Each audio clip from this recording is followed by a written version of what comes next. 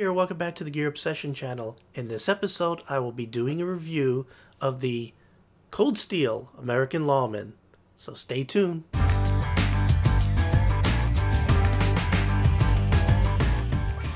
This knife was designed by Cold Steel for law enforcement officers. It has a drop point blade that's very civilian friendly in appearance, yet it's big, wide, and most importantly, it's pointed enough to cut or pierce just about through anything. For me, this really is the perfect EDC knife. What really drew me to this knife was the forward 50-50 finger choil. It allows you to sort of choke up on the knife to be able to do some of those fine tasks while you could go ahead and move your hand back to the rest of the handle to do all your other chores where you need more extension. I wanted to quickly show you a comparison to some of the other Cold Steel knives. Here we have the Recon 1. You can see it's definitely bigger. It definitely looks more tactical and scary. Not quite ideal for EDC for some. And we also have the mean AK-47. This is an older version. I don't have the new version. You could tell by the lock there. I carried all three of these knives for at least a couple of weeks, and out of the three, hands down, I can tell you that the American Lawman is probably the easiest to EDC. So before we go any further, let's go ahead and go over the specs real quick. This knife has a 3.5-inch drop point blade with a high hollow grind, although 1/4 inch of that blade is taken up by the forward finger choil, which is 50-50 between the blade and the handle. Blade thickness is 3.5 millimeters, and the steel is Japanese AS 8A stainless steel. It's a good middle-of-the-road stainless steel equivalent to the US 440B. The blade steel has a hardness of between 57 and 59 on the Rockwell hardness scale. It's, not too hard, not too soft, not too tough, not too hard, and it is subject to corrosion, which is why there's a coating on here, and we'll talk about that in a moment. Overall length of this knife is 1/8 inch long, so it's not it's like a medium-large size. And the weight is an unbelievable 4.5 ounces, and that's because it doesn't have any liners. If you look really close, you can't see any metal in there other than the pins and screws, and that's one way that they got it really light. Here's the clip. That clip will hold onto your pocket like no tomorrow. Eventually you'll rip it. I'll show you how to fix that, and you can see you can mount a clip here on the other side to give you an extra one for that. Let's take a close look at this. It's just gorgeous. The blade is coated with this Teflon coating. It can come off kind of easy, and that's one of the places where they cut cost a little bit. Look at this G10. It is just the grippiest in the industry. This stuff is sticky like glue. It got to have more traction than any other scale in the industry. Absolutely unbelievable. You can see you have a lock back here. Look how high that goes up. And it just plunges down into the back of the blade. Absolutely just incredible. It gives this thing such strength. I mean, it takes about 235 pounds hanging off the back of this thing to start getting close to what it could stand up to if you look at videos from Cold Steel. Now I'm going to try to give you a close look here at the stop pin and what makes this lock back so special, because it's not a true lockback. It's a modified lockback that Cold Steel calls the triad lock. So what I want to show you here is the pin that the blade rests against. Instead of resting on the lock like normal lockbacks, here's the pin. And what we're going to do is go ahead and open up the blade, and you can see how the back of the blade rests against that pin instead of the lock. It's part of this lockback. And again, you can see how far that plunges in there. So between that and that pin, it makes an incredible lock with strength that I don't think anybody else in the industry can match. Okay, well now it's time to talk about the clip. And you can see it. I do like this clip, but again, it's very tight. And you can see it has a curve to it. So what Cold Steel had to do, because they do give you the option to put it on the other side, so you could have left or right handed carry, but it's always tip up. But what they do is they give you another clip, and it's curved so it can go for the left-handed carry side right there. And they give you an extra set of screws so you can leave those in the holes.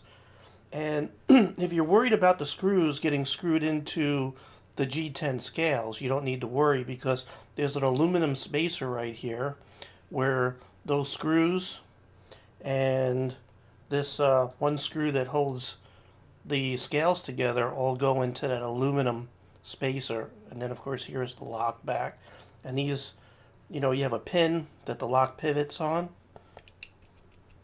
so it pivots on this pin, and then it has the stop pin right there, and then again the front part of this is held together by the pivot screw, which is adjustable with your typical Torx. And these are all Torx screws. So now, okay, so let's get back to the clip. I said that this will tear up your pants, as with the Recon and, you know, any of their knives. As far as the Lawman, the Recon, and the AK-47 all have this issue that they're so grippy, and then the clip is so tight that it really will hold onto your pants. So, you know, some people might like this. Some people want to be able to be assured that this will never come out of their pocket, whether they're hanging upside down, rolling around in a fight, or whatever. You don't have to worry about this coming out of your pocket. But if you are a person that, you know, maybe doesn't want it that tight because you don't want to rip up your pants, what I've done was I cut a strip of sandpaper right here, and you take the rough side, the sandpaper side, and go put it down against the G10 and slide it under the clip, which is a little tough, but it can be done. You just sort of help it along, and what you do is, you know, put it under there and then just pull it. So what you're doing is that you're sanding the scale part that's right underneath that clip right there, and you just do that. Just keep on doing it a number of times until it sands it down enough where it becomes smoother. Another thing you could do to sort of try to polish it, if you got a pair of pants you don't care about too much, you could sort of move it back and forth in there a little bit, and that'll help loosen it up too. So that's what I had done with my Recon 1. I've ran the sandpaper underneath the clip, you know, sort of. Again, it is hard. I'm not saying this is easy, and there are other ways of doing this, but I don't want to, you know, do some of the other things that people are doing. So I just get this under there, just like that. I know it's hard, but you just sort of pull that and slide it under, like that. And then you pull, and what it's doing is it's sanding just there, so you won't deface anything that could be seen.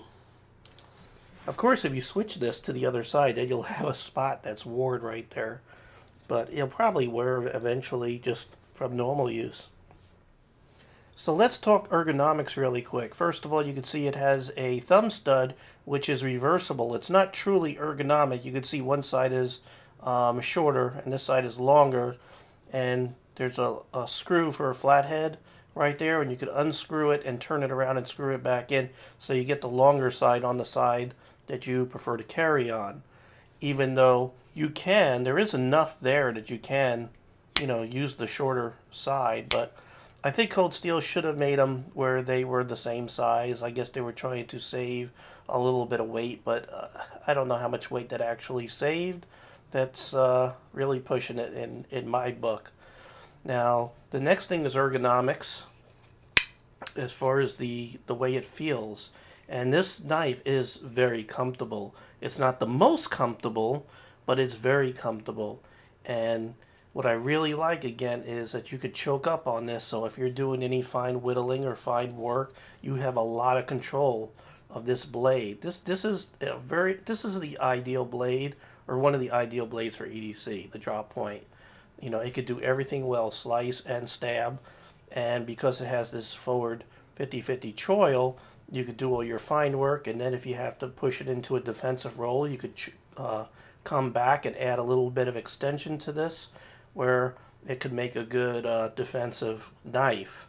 You have a little bit of jimping up here.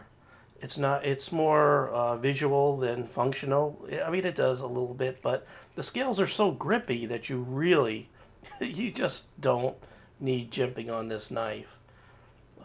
Really, really nice. Now, as far as grip, I have the Recon 1 here, and I think that the Recon 1 actually feels just a little bit more comfortable, especially in the reverse grip, because the handle is tapered, like this, so your thumb could just sort of rest over it like that. Whereas the Cold Steel, the Lawman, it's more squared off. So in reverse grip, it's a little less comfortable. And even in the regular grip, it's not as comfortable as the Recon 1 is. But it by no means is it uncomfortable. It's still very, very comfortable. One thing I failed to mention here is that you do get a lanyard hole. It's big enough that you could get 550 cord through there with no problem whatsoever. So how do I rate this? I rate this, this is about as close to a 10 that I've ever reviewed a knife. It would get a 10 if it had a better coating. A lot of people, you'll see a lot of videos where people will take this coating off, and the most popular, as far as I could tell, is the stonewash. Take it apart and stonewash this. And there's a couple of good videos on how to stonewash your blade. So this modified lockback is just absolutely an incredible buy. Well worth it. How much is it? $55 is what I paid for it. Definitely worth it. One of the most perfect EDCs out there. So as far as deployment speed, this is a big blade and it's heavy. So you really got to use some wrist action to get that out. But as you can see, it's not impossible. And again, you could fold it by just putting your thumb here and just kicking over the blade just a little bit, and then you can bring it all the way back. And of course, you could just, like a normal person, just bring it out slowly so you don't scare your co-workers flipping out this big 3.5-inch blade. So I've lightly used this over a week. I've carried it and really enjoyed it, and I'm going to continue to carry this as my EDC from this point. And we'll go ahead and do a paper test. And it's still razor sharp. Razor sharp.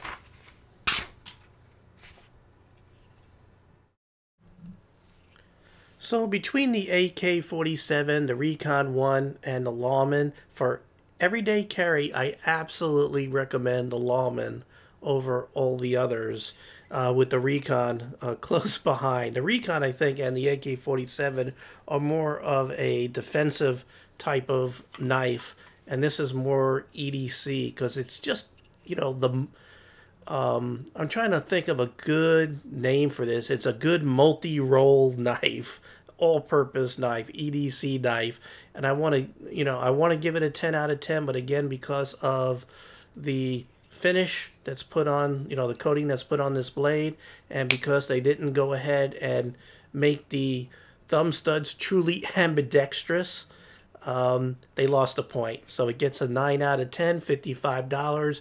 Absolutely recommended by the Gear Obsession channel. I highly recommend it. Now, you'll notice that there's a couple of things different about my video. I'm trying out different things to see if I can improve it. One of the things that I'm doing is using a big old giant mic, which is going to be my video for Friday. This is called the Blue Yeti. Hopefully the audio has dramatically improved from my past videos, so I hope you think it's as good as I think it is. It really sounds good, but it makes things a little more complicated for me because I can't use this with my normal video camera because it doesn't have any kind of audio hookup to it. So I have to use a webcam. And then for the times that I do use this, like when I was doing the close-ups and on the turntable and on the blue area, I had to do voiceovers using the mics. I'd shoot the video and then voiceover and try to say what I was going to say when I was videotaping. Really hard to do. It made this video take twice as long as normal, but you know, you guys are worth it. You guys are worth better audio, and you're worth the time, because I really do appreciate every subscriber and viewer and friend out there. So I hope you have a great evening, and I will see you Friday.